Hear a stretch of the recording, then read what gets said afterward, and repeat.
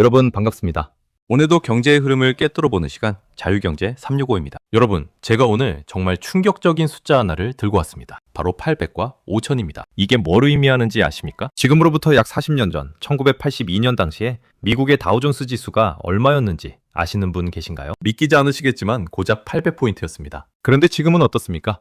다우 지수가 5만 포인트를 돌파했습니다. 무려 60배가 넘게 뛴 겁니다. 사실 우리가 지금 5만 시대에 살고 있으니까 이게 당연해 보이지만요. 1982년 당시에 워싱턴에 있던 경제 전문가들에게 앞으로 40년 뒤에 다우 지수가 5만 점을 넘을 겁니다라고 말했다면 아마 그 사람은 곧장 정신병원으로 실려갔을 겁니다. 그만큼 말도 안 되는 수치였거든요. 그런데 그 불가능해 보이던 일이 현실이 되었습니다. 인플레이션을 제외하고 봐도 실질적으로 12배나 성장했어요. 이건 인류 역사를 통틀어 단 한 번도 본 적 없는 가장 거대한 부의 창출입니다. 다른 나라는 근처에도 못 왔습니다. 현재 미국 상장 기업들의 전체 가치가 70조 달러가 넘습니다. 여러분, 70조 달러면 우리 돈으로 얼마인지 계산도 잘 안 되시죠? 중국이 아무리 쫓아온다 해도 다 합쳐봐야 11조 달러 수준이고 유럽 전체를 다 끌어모아도 16조 달러밖에 안 됩니다. 일본은 7조 달러고요. 그러니까 미국이라는 나라 하나가 전 세계 나머지 나라들을 다 합친 것만큼의 돈을 벌어들이고 있다는 소리입니다. 전 세계 인구의 고작 5%밖에 안 되는 나라가 말이죠. 이 정도면 USA 소리가 절로 나오지 않습니까? 그런데 말입니다. 이 엄청난 성장이 그냥 운이 좋아서 일어난 일일까요? 절대 아닙니다.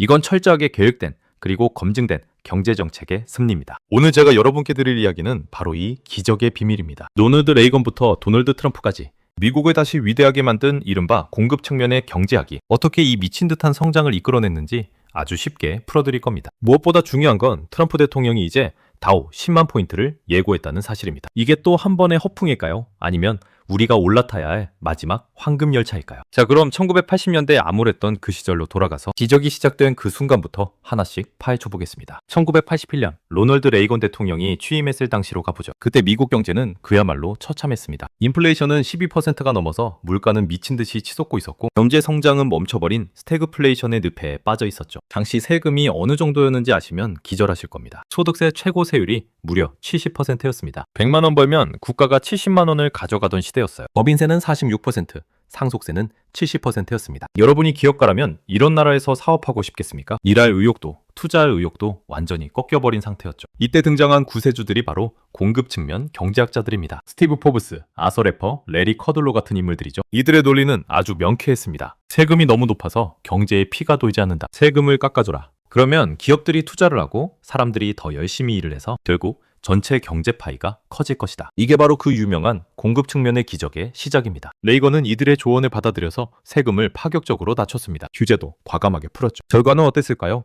800포인트에 머물던 다우 지수가 꿈틀대기 시작하더니 미국 경제의 황금기가 열렸습니다. 그리고 수십 년이 흘러 이 공식을 그대로 이어받은 사람이 바로 도널드 트럼프입니다. 트럼프 역시 취임하자마자 법인세를 35%에서 21%로 확 낮춰버렸습니다. 전 세계 자본이 역시 돈 벌려면 미국으로 가야 한다며 다시 미국으로 몰려들기 시작한 결정적인 계기였죠. 여러분, 여기서 아주 중요한 포인트가 있습니다. 소위 분배를 중시하는 사람들은 이렇게 말합니다. 부자들 세금 깎아주면 가난한 사람들은 더 살기 힘들어지는 거 아니냐. 그런데 실제 데이터를 보면 정반대의 결과가 나옵니다. 세율을 낮췄더니 경제가 활성화되면서 오히려 세금이 더 많이 거치기 시작했습니다. 현재 미국 상위 1%의 부자들이 전체 소득세의 약 40%를 감당하고 있습니다. 세율이 높았을 때보다 오히려 더 많은 세금을 국가에 내고 있는 겁니다. 결국 기업과 부자들이 마음껏 뛸 수 있게 판을 깔아줬더니 그들이 벌어들인 엄청난 수익이 미국 경제라는 거대한 엔진을 돌리는 연료가 된 셈이죠. 이것이 바로 레이건과 트럼프가 증명해낸 경제의 진리입니다. 복잡한 이론 다 필요 없습니다. 기업이 돈을 벌게 해주고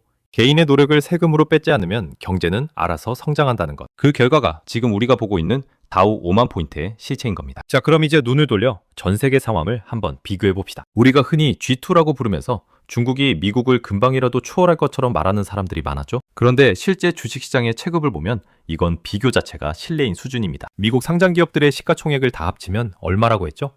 70조 달러입니다. 반면 중국은 어떻습니까? 인구는 미국보다 4배나 많은데 시장 가치는 고작 11조 달러 수준에 머물고 있습니다. 미국 시장의 6분의 1도 안 되는 거죠. 한때 미국을 위협한다던 유럽연합, EU 전체를 다 긁어 모아도 16조 달러입니다. 그 대단하다는 일본도 7조 달러에 불과하고요. 이게 무엇을 의미하느냐? 전 세계의 모든 똑똑한 머리와 뜨거운 자본은 결국 미국으로 향한다는 겁니다. 왜 그럴까요?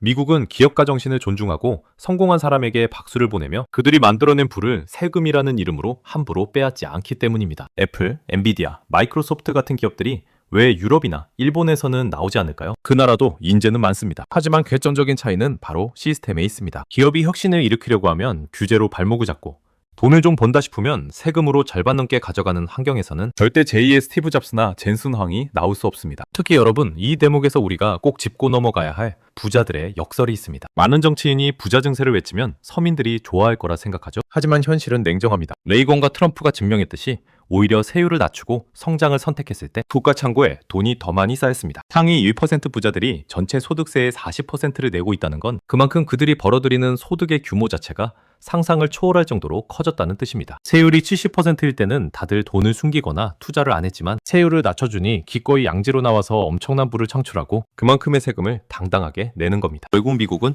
성장의 선순환에 진입한 유일한 나라입니다. 전 세계 인구의 5%밖에 안 되는 나라가 전 세계 부의 절반을 차지하게 된 비결. 그건 결코 운이 아닙니다. 자본이 마음껏 숨 쉴 수 있게 해준 자유경제의 힘인 것이죠. 이런 압도적인 데이터를 보고도 미국의 힘을 의심할 수 있을까요? 그런데 여러분, 이렇게 잘 나가는 미국 경제에도 그림자는 있습니다. 바로 미국 내부에서 이 성공 방정식을 깨트리려는 움직임들이 있다는 겁니다. 지금 미국에서 가장 세금이 높은 도시가 어디인지 아십니까? 바로 뉴욕입니다.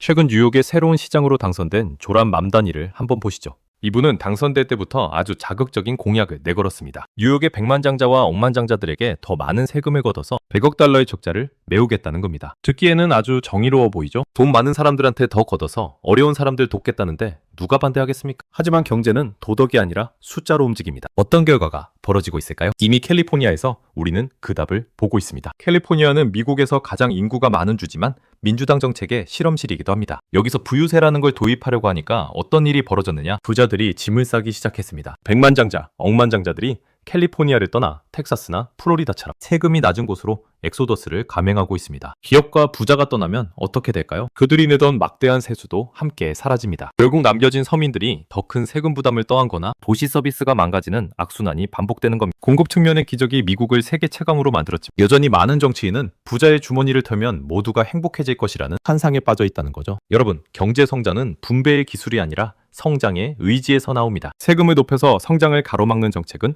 결국 황금알을 낳는 거위의 배를 가르는 격입니다. 지금 뉴욕과 캘리포니아가 겪고 있는 진통은 우리에게 아주 중요한 교훈을 줍니다. 자본을 결코 강요당하지 않으며 자신을 환영해주는 곳으로 언제든지 떠날 준비가 되어 있다는 사실을 말이죠. 이제 정리를 해보겠습니다.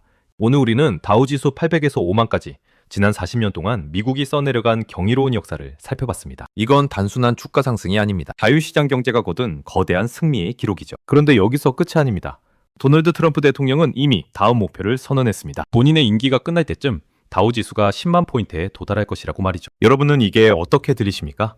에이, 아무리 그래도 10만은 너무 심한 허풍 아니야? 라고 생각하실 수도 있습니다. 하지만 지난 역사를 복귀해보세요. 800포인트 시절에 5만을 말했던 사람들도 똑같은 취급을 받았습니다. 하지만 미국은 공급 측면의 기적을 통해 그 불가능을 가능으로 바꿨습니다. 규제를 협파하고 기업의 세금을 깎아주고 에너지를 자급자족하며 인플레이션을 잡는 이 강력한 엔진이 다시 가동되기 시작했습니다. 물론 앞서 말씀드린 것처럼 내부에 반대 세력도 있고 고율과세를 고집하는 주들도 있습니다. 하지만 거대한 흐름은 이미 성장을 향해 달려가고 있습니다. 자본은 가장 자유로운 곳으로 흐르고 그 자본이 모이는 곳에서 혁신과 부가 탄생합니다. 지금 그 중심에 다시 한번 강력한 미국이 서 있는 겁니다. 여러분, 우리는 지금 인류 역사상 가장 역동적인 정제적 변화의 시기를 살고 있습니다. 누군가는 정치적인 논리에 갇혀 이 기회를 부정하고 비난만 할 때 누군가는 데이터와 역사를 믿고 이 거대한 부의 흐름에 올라탑니다. 트럼프가 말한 다우 10만이 단순히 숫자에 불과할지 아니면 우리 눈앞에 펼쳐질 새로운 현실이 될지는 시간이 증명해 줄 겁니다. 하지만 분명한 건 하나 있습니다. 미국이 다시 한번 공급 측면의 기적을 선택했다는 것이고 그 선택이 과거에 어떤 결과를 가져왔는지 우리는 이미 확인했다는 사실입니다. 오늘 준비한 내용은 여기까지입니다. 여러분은 바우 10만 시대가 올 것이라고 믿으시나요? 아니면 그저 지나친 낙관론이라고 생각하시나요? 여러분의 소중한 의견을 댓글로 남겨주세요. 함께 고민하고 함께 성장하는 자유경제 365. 오늘 영상이 도움이 되셨다면 구독과 좋아요 부탁드립니다. 저는 다음 시간에 더 통찰력 있는 경제 이야기로 돌아오겠습니다. 시청해주셔서 감사합니다.